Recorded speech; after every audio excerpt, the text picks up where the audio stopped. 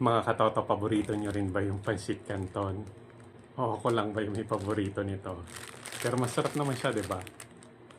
Actually, may kwento ako. May naalala kong kwento back in the days.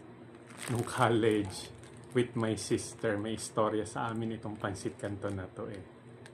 Pero lutuin ko muna. Kukwento ko later. Eto na, naluto ko na. Parang ang dami.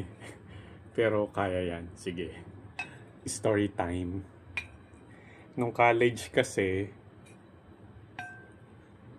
hirap kami sa buhay. Alam mo yun? Pero naniniwala kami sa value ng education. So alam namin matatransform yung buhay kung may magandang edukasyon. So the three of us, meron akong dalawang kapatid, si Yob at saka si Ana. Pero we fondly call them Yob, yun yung sumunod sa akin, and Banana, yun yung bunso. Tapos during college days, hirap na hirap talaga kami sa buhay. So, yung pera na kinikita sa pagtatrabaho, halos sumasakto lang sa pang-tuition. So, wala na natitira para sa food. Tapos, nagbabayad pa kami ng boarding house. Kaya madalas kinakain namin, ito, pansit canton.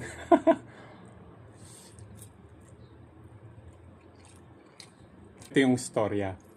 I remember one time, yung kapatid ko, si Banana, parang hindi masaya, malungkot. Parang ayaw niya magluto kasi meron kaming kitchen na common.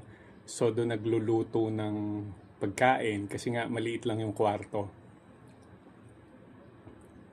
Tapos meron pala kaming boardmate na laging pinapansin yung niluluto namin. Ito nga yun yung pansit canton o kaya yung pansit mami.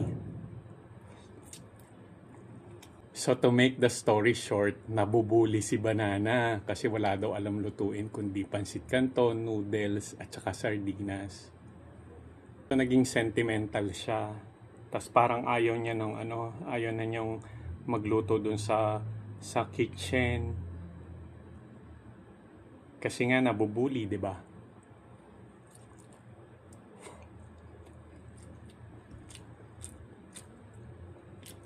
Eh anong gagawin mo just to survive, 'di ba? Yun lang naman yung kaya na bilhin ng pera o na pagkain during that time. Kaya talagang nagsumikap kami na makatapos ng pag-aaral, the three of us. And that's another story. Siguro